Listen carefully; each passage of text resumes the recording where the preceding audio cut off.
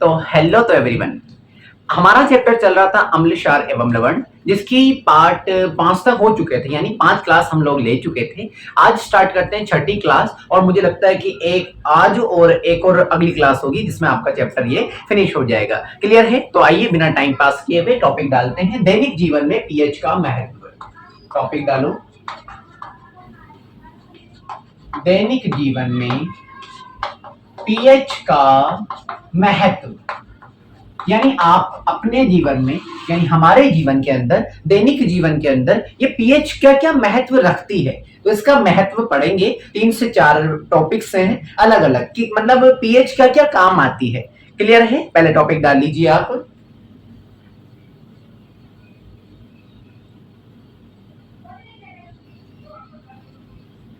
डाल लिया। अब इसमें फर्स्ट नंबर एक तरीके से टॉपिक की तरह लिख लेना। ठीक है, लिखो पौधे एवं पशु पीएच के प्रति संवेदनशील होते हैं। संवेदनशील होते हैं। ब्लैक पेन से लिख लेना, ये संवेदनशील होते हैं। ठीक है, यानी कि पौधे और पशु, पौधे यानी प्लांट और पशु यानी हम लोग, जानवर वगैरह, ये सब क्या होते हैं? पीएच के प्रति संवेदनशील होते हैं। अब क्वेश्चन आएगा, पौधे एवं पशु पीएच के प्रति संवेदनशील होते हैं, लेकिन क्यों? ठीक है, तो इसी के नीचे ही एरो लगाकर अब ब्लू पेन से लिखिएगा। हमारा शरीर 7 से 7.8, हमारा शरीर 7 से 7.8 पीएच, 7 से 7.8 पीएच परास के बीच कार्य करता है। यानी हमारे शरीर की पीएच कितनी होना चाहिए? 7 से लेकर 7.8 के बीच में तो होगी। परास का मतलब है लिमिट। तो हमारे शरीर की पीएच 7 से 8.5 7.8 के बीच होगी, तभी हमारा शरीर प्रॉपर तरीके से काम करेगा। क्लियर है? उतार लो। ठीक है, इसी के अंदर एक छोटा सा टॉपिक डालना, 5 स्टार के साथ टॉपिक डालिएगा। छोटा है टॉपिक लेकिन 5 स्टार के साथ। अम्लीय वर्षा। ठीक है, 5 स्टार के साथ टॉपिक डलवा रहा हूं। ये एग्जाम में, बोर्ड एग्जाम में पूछा गया क्वेश्चन है। ठीक है, टॉपिक डालो अम्लीय वर्षा। लिखना, वर्षा जल के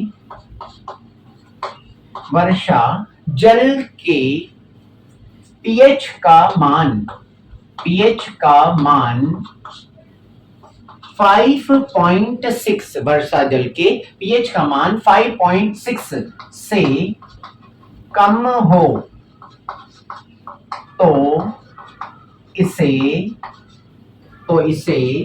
अम्लीय वर्षा कहते हैं। समझो पहले। ठीक है, अम्लीय वर्षा, अम्ल हम जानते हैं, अम्ल किसे कहते हैं? जिसका पीएच 7 से कम हो। ठीक है, अब मान लो बारिश हो रही है, तो बारिश के पानी का जब पीएच मापें तो उसका पीएच आए 5.6 से कम। अगर आपके बारिश के पानी का पीएच 5.5 5.6 से कम आ रहा है, तो जो बारिश हो रही है ना, वर्षा हो रही है, तो उस वर्षा को क्या नाम दिया है? अम्लीय वर्षा। 1 नंबर में आया हुआ क्वेश्चन है, याद रखना। वर्षा जल के पीएच का मान 5.6 से कम हो तो इसे अम्लीय वर्षा कहते हैं। क्लियर है? पहला नंबर मैंने पढ़ाया, पौधों में और पशुओं के प्रति संवेदनशील क्यों होते हैं, ये रहा। क्लियर? जल्दी से उतार लो, पॉज करके उतार लिया करो।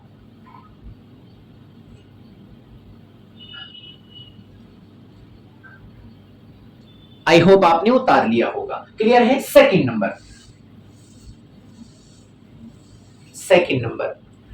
नंबर टॉपिक डालेंगे मिट्टी का पीएच।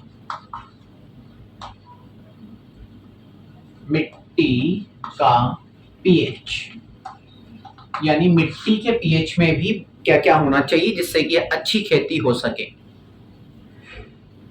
लिखना, अच्छी उपज के लिए, उपज बोलते हैं खेती, अच्छी उपज के लिए पौधों को एक विशिष्ट पौधों को एक विशिष्ट पीएच परास की आवश्यकता होती है।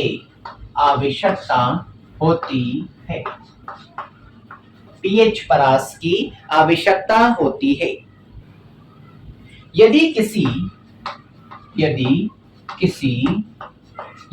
किसी स्थान की मिट्टी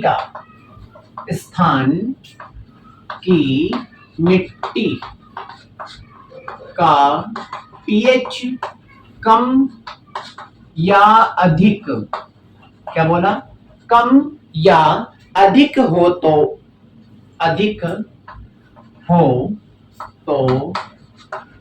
किसान उसमें आवश्यकता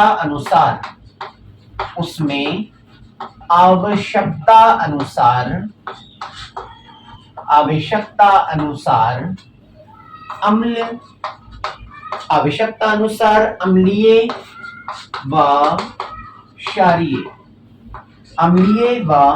क्षारीय पदार्थ मिलाते हैं। अब बोर्ड पे देखो, बाद में लिखिएगा सामने।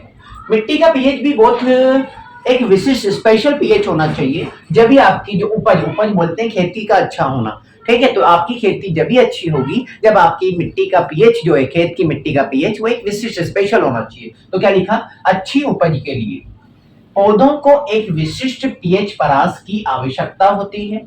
यदि मान लो किसी स्थान पर की मिट्टी का पीएच या तो बहुत ज्यादा ही कम हो जाए या फिर बहुत ज्यादा ही अधिक हो जाए, तो क्या होगा, उस किसान को अगर कम हो गया तो ज्यादा करने के लिए और ज्यादा हो गया तो कम करने के लिए, तो उसमें क्या करना पड़ेगा। अब मान लो कि बहुत पीएच कम हो गया, सॉरी ज्यादा हो गया, तो उसको कम करने के लिए अम्लीय पदार्थ मिला देते हैं, क्योंकि हमें पता है अम्ल का पीएच 7 से कम होता है। अगर मान लो पीएच बहुत ज्यादा ही कम हो गया तो उसे बढ़ाने के लिए उसमें क्या मिला देते हैं, क्षारीय पदार्थ मिला देते हैं। एज इट इज आपको याद रखना है, 2 नंबर में आया हुआ क्वेश्चन। क्लियर है, जल्दी से उतार। मिट्टी का पीएच अच्छी उपज के लिए पौधों को एक विशिष्ट पीएच परास की आवश्यकता होती है। यदि किसी स्थान की मिट्टी का पीएच कम हो या फिर अधिक हो तो किसान उसमें आवश्यकता के अनुसार अम्लीय व क्षारीय पदार्थ मिलाते हैं। क्लियर है। अगला टॉपिक डाले, हमारे पाचन तंत्र का पीएच। थर्ड नंबर हमारे पाचन तंत्र का पीएच।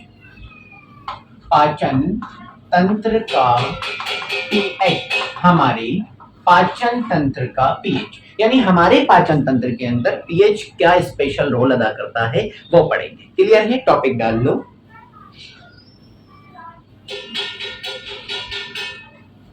लिखना स्टार्ट करो इसी को। हमारा उदर बोलते हैं पेट को, ठीक है। हमारा उदर हाइड्रोक्लोरिक अम्ल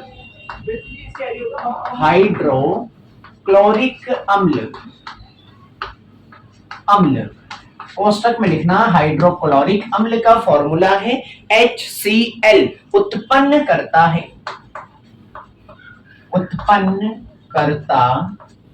है जो भोजन के पाचन में सहायक होता है।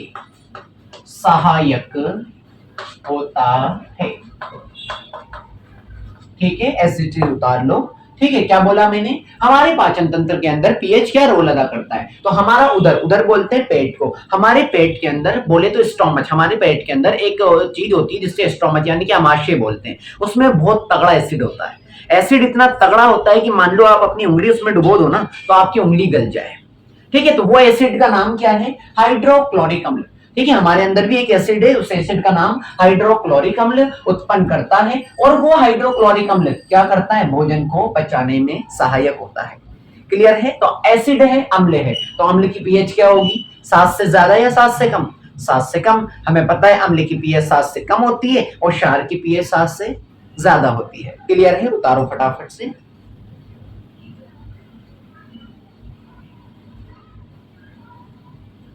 आई होप आपने उतार लिया होगा। एक लाइन छोड़ो और उसके बाद अगली लाइन में लिखना स्टार्ट करो। अपच की स्थिति में, अपच की स्थिति में उदर अम्ल अधिक मात्रा में बनाता है, अधिक मात्रा में बनाता है, जिससे उदर में दर्द व जलन होती है, जिससे उदर में दर्द व जलन होती है। ठीक है, अब याद करो, अब बोर्ड पे देखें, अब याद करो कभी कभी जब आप ज्यादा खाना खा लेते हैं या फिर आप खाने के बाद पानी नहीं पीते हैं तो एक ऐसा आपको फील होता है कि आपके पेट के अंदर कुछ हलचल हो रही है, ठीक है, जिसको कि आप बोलते हैं एसिडिटी। कभी आपने देखा होगा कि एसिडिटी आपके पेट में होती है तो पेट में दर्द होता है हल्का सा या फिर जलन सी होती है। तो उस स्टेज में क्या होता है, अपच की स्थिति। अपच की स्थिति का मतलब है आपका पेट पाचन नहीं कर रहा है, पाचन कर रहा है तो कम कर रहा है, तो उस स्थिति को क्या बोलते हैं, अपच की स्थिति। इस स्थिति में क्या होता है, उधर आपका पेट अम्ल बहुत ज्यादा बनाना शुरू कर देता है, यानी HCl क्या होगा, बहुत ज्यादा बनना शुरू कर देता है। जब HCl बहुत ज्यादा बनता है तो उससे क्या होता है, आपके उदर यानी पेट के अंदर क्या क्या होगा, दर्द होगी और जलन होगी। क्लियर है। अब आपके पेट में जब भी एसिडिटी होती है तो क्या करते हो, आप इनो पीते हो। क्लियर है। तो एसिडिटी यानी अम्ल बहुत ज्यादा हो गया, उसको कम करना है तो क्या करें, क्षार मिलाएंगे। तो जो इनो पीते हो ना वो क्षार, एक तरीके से। पहले ये लिखो, फिर उसका हम लोग क्या क्या उपाय है वो लिखेंगे। आई होप आपने लिख लिया होगा। अब लिखो, इस दर्द को कम करने के लिए, इस दर्द को कम करने के लिए क्षार का उपयोग किया जाता है, क्षार का उपयोग किया जाता है। इस दर्द को कम करने के लिए क्षार का उपयोग किया जाता है, जो अम्ल की अधिक मात्रा को, जो अम्ल की अधिक मात्रा को कम कर देता है, अब बोर्ड पे देखो, आपके पेट में अम्ल बहुत ज्यादा हो गया, एसिडिटी हो गई, तो उसको कम करना है अम्ल को। तो अम्ल को कम करने के लिए क्या करो, क्षार मिला दो, उदासीन हो जाएगा। हमने पढ़ा है अम्ल और क्षार मिलकर उदासीन हो जाते हैं। तो क्या करते हैं, इस दर्द को कम करने के लिए उसमें क्या मिला देते हैं, क्षार का उपयोग किया जाता है। जो इनो पीते हो ना आप, उसमें क्या होता है, क्षार, जिससे कि जो अम्ल की अधिक मात्रा को क्या कर देता है, कम कर देता है। अब अम्ल ज्यादा हो गया था, क्षार पी लिया, वापस से वो कम हो गया। क्लियर है, जल्दी से उतार लो। कम कर देता है जिससे उदासीन हो जाता है,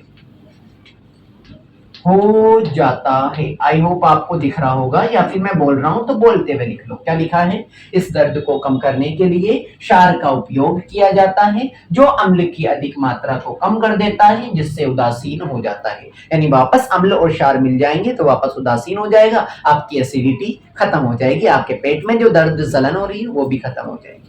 क्लियर है। ऊपर लिखेंगे, जैसे करके लिखेंगे, जैसे, जैसे मिल्क ऑफ मैग्नीशिया,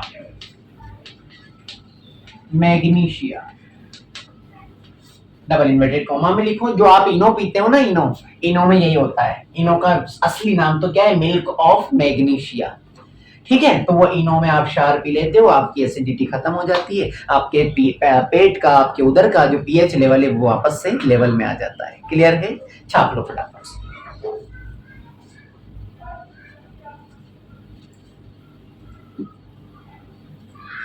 अभी तक दो उपयोग हमने पढ़े। दैनिक जीवन में पहला उपयोग पढ़ा था मिट्टी का पीएच, और उसके बाद हमने पढ़ा है पेट के उदर का पीएच यानी पाचन तंत्र में। शायद एक और पढ़ा था, याद करो, पौधों में और पशुओं में। तो 3 हो चुके हैं। क्लियर है। 4th नंबर, एक बार पूरा रिवाइज कर लो आज का जितना भी हम लोगों ने पढ़ाया है सारा का सारा रिवाइज कर लो, रिवाइज करते दिया करो।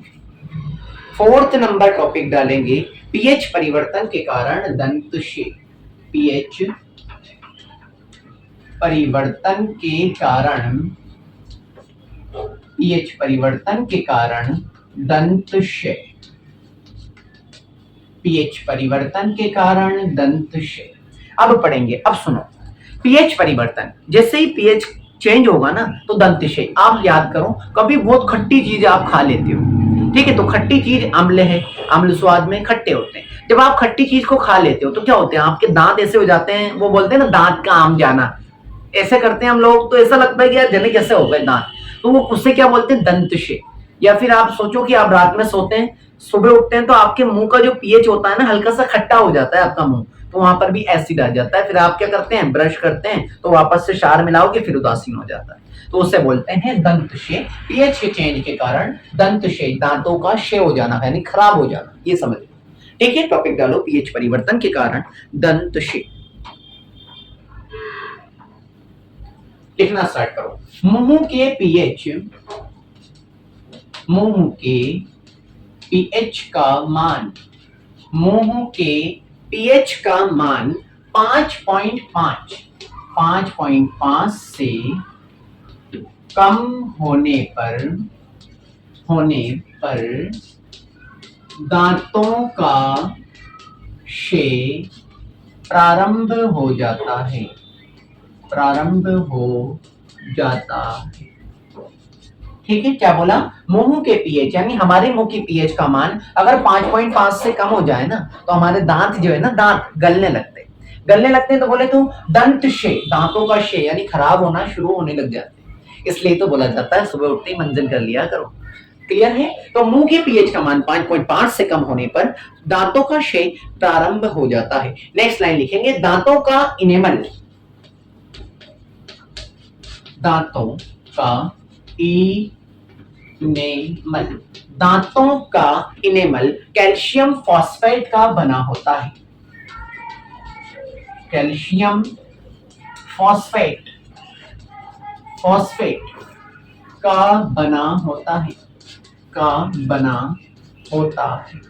दांतों का इनेमल कैल्शियम फॉस्फेट का बना होता है, जो शरीर का सबसे कठोर पदार्थ है। पहले लिख लो, मैं समझा दूंगा। जो शरीर का सबसे, जो शरीर का सबसे कठोर पदार्थ है, कठोर पदार्थ है, जो शरीर का सबसे कठोर पदार्थ है, यह जल में भी नहीं घुलता, यह जल में भी नहीं घुलता, यह जल में भी नहीं घुलता, लेकिन मुंह की पीएच,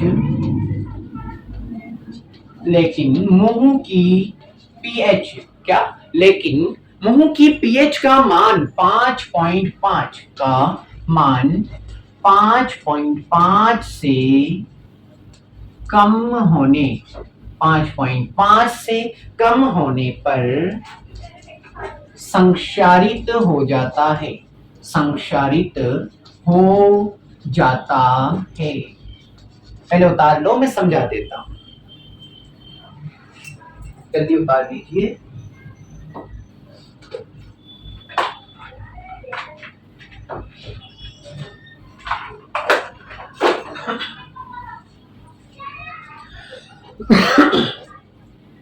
उतार लो एक बार, फिर मैं समझा देता हूं।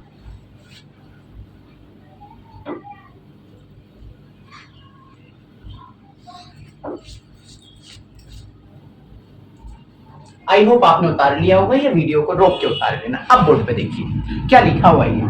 हमारे दांत, दांत, दांतों के ऊपर एक परत चढ़ी हुई होती है, जो कि ये हमारे दांत जो है ना, पहले तो ये याद रखना किसके बने हुए हैं, कैल्शियम फॉस्फेट के। हमारे दांतों के ऊपर एक लेयर चढ़ी हुई होती है व्हाइट वाली, ये व्हाइट वाली जो लेयर है ना, इसका नाम है, याद रखना इस लेयर का नाम है क्या, इनेमल। हमारे दांतों के ऊपर एक लेयर चढ़ी हुई होती है इनेमल नाम की, जो कि इससे बनी होती है, कैल्शियम फॉस्फेट से बनी होती है। इस लेयर जो हमारे दांत के ऊपर चढ़ी हुई है, हमारे पूरे शरीर के अंदर अगर सबसे कठोर अगर कोई चीज है ना, वो दांतों के ऊपर चढ़ी हुई इनेमल है। ठीक है, ये ऐसे ही इनेमल है, आप कहीं भी डाल दो, कहीं भी घोल दो, कहीं भी डाल दो, कभी गलेगी नहीं। पानी में डाल दो, कहीं भी डाल दो, गलेगी नहीं। लेकिन एक कंडीशन है, अगर आपके मुंह का पीएच 5.5 से अगर कम हो जाता है तो आपके दांतों की इनेमल भी क्या होना शुरू हो जाती है, गलना शुरू हो जाती है, जिसको एनसीईआरटी लिखती है संक्षारी। अब देखो समझ आ जाएगा, दांतों का इनेमल कैल्शियम फॉस्फेट का बना होता है, जो शरीर का, पूरे शरीर का सबसे कठोर पदार्थ है। यह जल में भी नहीं घुलता, पानी में भी नहीं घुलता है। ये हम कुल्ला करते हैं, अगर चाहता तो घुल जाता, लेकिन नहीं घुलता। लेकिन ये मुंह की पीएच का मान जब जब हमारे 5.5 से कम हो जाता है तो ये भी घुलना शुरू हो जाता है, यानी संक्षारित होना शुरू हो जाता है। क्लियर है?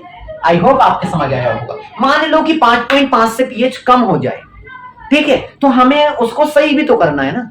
तो आप उसके लिए क्या करते हैं, मान लो कि आप रात को सोए, सुबह उठे, आपके दांत आम गए, यानी आपके दांत क्षय होना शुरू हो गए, तो फिर सुबह उठ के क्या करते हो, दंत मंजन। तो इसको सही करने के लिए अब लिखेंगे इसका उपाय, यानी अभी यही चल रहा है 4th नंबर में ही इसका उपाय लिखने जा रहा हूं। लिखना स्टार्ट करेंगे। क्षारकीय दंत मंजन का उपयोग करने से, क्षारकीय दंत मंजन का उपयोग करने से, क्षारकीय दंत मंजन का उपयोग करने से अम्ल की आधिक्य मात्रा को, अम्ल की आधिक्य मात्रा को उदासीन कर दिया जाता है, उदासीन कर दिया जाता है। अम्ल की आधिक्य मात्रा को उदासीन कर दिया जाता है, यानी मान लो आपके दांत आम भी गए हैं, आपके दांत जाने कैसे हो गए हैं, तो उसको सही करने के लिए आप सुबह उठते हैं और क्या करते हैं, दंत मंजन का उपयोग करते हैं, जिससे कि आपके दांतों में एसिड जो जम गया था, यानी अम्ल की आधिक्य का मतलब है ज्यादा मात्रा, तो अधिक मात्रा जम गई थी ना, उसको सही करने के लिए क्या करते हैं, दंत मंजन। दंत मंजन में मैं बता देता हूं क्या होता है, क्षार होता है। इसी वजह से दंत मंजन में क्षार होता है, आपके दांतों में अम्ल लगा हुआ है, तो अम्ल और क्षार मिलकर वापस से क्या हो जाते हैं, उदासीन हो जाते हैं। क्लियर है? एक बार पूरा रिवाइज करो दैनिक जीवन में रसायन से पहले से लेकर अभी तक। एक लास्ट टॉपिक बाकी दैनिक जीवन में रसायन में, फिर ये क्लास पूरी हो जाएगी। क्लियर है? एक बार पूरा रिवाइज करो। तब तक मैं पानी पी लेता हूं।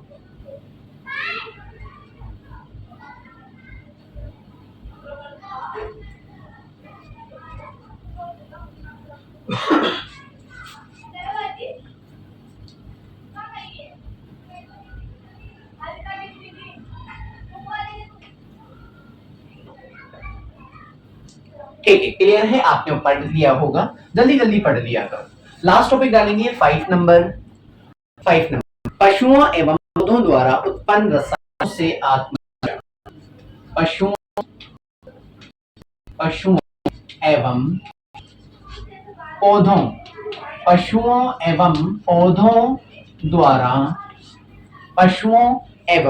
पौधों द्वारा उत्पन्न रसायनों से आत्मरक्षा। टॉपिक डाल लो, दैनिक जीवन रसायन का लास्ट टॉपिक। क्लियर है? यानी कि पशुओं में सब आ गया, जानवर, कुत्ता, मधुमक्खी, ये सब आ गई। और पौधों तो आप जानते हो। मान लो कि याद रखना, मधुमक्खी जब डंक करती है ना, तो मधुमक्खी के डंक में एसिड होता है।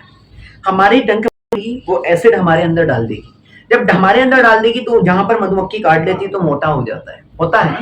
तो एसिड हमारे अंदर डल गया, यानी अम्ल हमारे अंदर डल गया। अब इसे सही करना है आपको, तो वहां पर क्या करना होता है, क्षार लगा लो। अम्ल और क्षार मिलके वापस उदासीन हो जाते हैं और बॉब फूलेगा नहीं, सूजन नहीं आएगी, लाल नहीं पड़ेगा। पहले पढ़ते हैं फिर समझते हैं। क्लियर है? लिखना स्टार्ट करो। मधुमक्खी का डंक एक अम्ल छोड़ता है। लिखना, मधुमक्खी का डंक एक अम्ल छोड़ता है,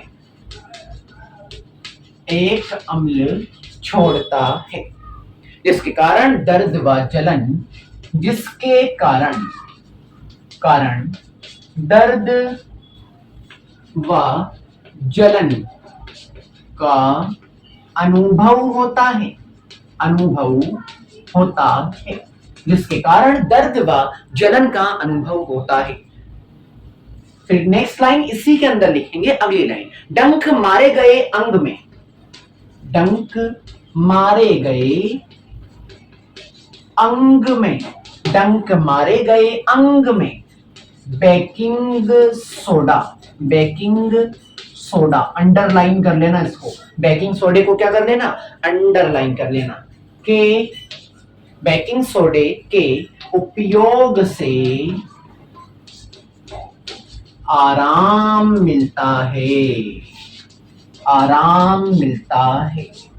ठीक है, अब बोर्ड पे देखो, पहले समझ लो फिर लिखना। देखो, मधुमक्खी, मधुमक्खी के डंक में अम्ल होता है, तो हमारे काट लिया, तो हमारे जैसे काटेगी तो अम्ल हमारे अंदर डाल देगी, तो मैंने लिखा मधुमक्खी के डंक में अम्ल होता है, अम्ल छोड़ती है, हमारे काटने के बाद अम्ल छोड़ देती है, जिसके कारण हमारे क्या क्या होता है, दर्द होगा और जलन होने लगती है, यहाँ पर लाल लाल सा हो जाता है, दर्द व जलन होगी। अगर उससे आपको बचना है, मान लो मधुमक्खी ने डंक मारा और आपको उससे बचना है कि दर्द नहीं हो, जलन नहीं हो, तो खट से आप अपनी रसोई घर में जाएं और क्या लेना है, बेकिंग सोडा।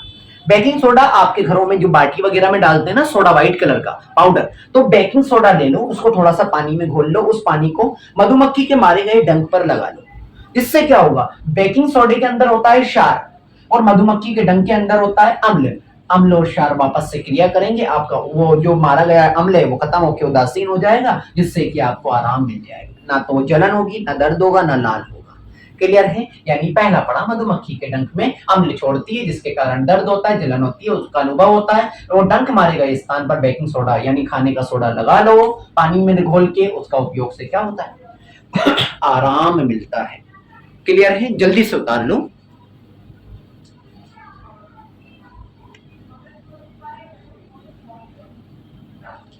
ठीक है, एक लाइन और लिख देता हूं मैं, नेटल के डंक में।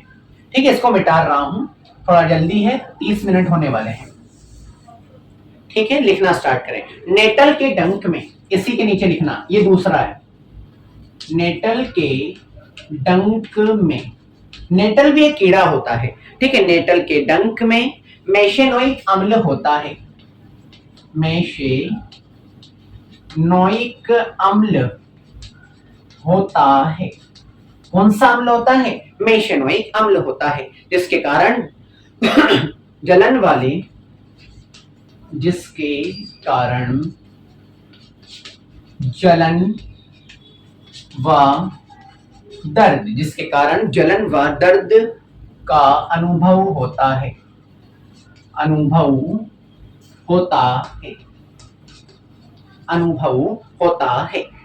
इसका इलाज डंक वाले स्थान पर, इसका इलाज, इसका इलाज डंक वाले स्थान, डंक वाले स्थान पर, डंक वाले स्थान पर डाक पौधे की पत्ती, डाक पौधे की पत्ती, डाक पौधे की पत्ती को अंडरलाइन कर लेना, रगड़ कर किया जाता है, रगड़ कर किया जाता है। ठीक है, अब बोर्ड पे देखो, नेटल, नेटल ने देखा होगा जो वगैरह होती है ना बड़े बड़े पेड़ों की, तो टहनी पे ऐसे चढ़ते हैं, बीटल वगैरह डोरीमोन में देखा होगा, ब्रिटर हैं वो, तो उससे नेटल, तो नेटल में भी जब डंक बहुत बुरा होगा, तो नेटल के डंक में एक अम्ल होता है, कौन सा, मेशेनोइक अम्ल, अगर वो काट लेगा उसकी पर काटी हुई जगह पर क्या होगा, दर्द होगा और जलन होगी।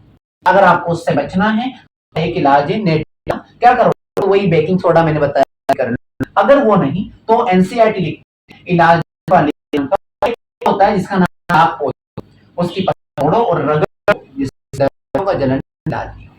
क्लियर है, तो आज पढ़ाया आपको दैनिक जीवन में रसायन का क्या क्या महत्व है, ये पूरा हो चुका है दैनिक जीवन में रसायन का महत्व। ठीक है, कल नए टॉपिक्स पढ़ेंगे, 1 से 2 क्लास हमें और लगेगी, जब तक ये बने रहें, रिवीजन प्रॉपर। ठीक है, डरने वाली बात नहीं है, बोर्ड एग्जाम में जितने भी आएंगे ना सारे के देखे होंगे, ये गारंटी है। नेक्स्ट पार्ट के अंदर, थैंक यू।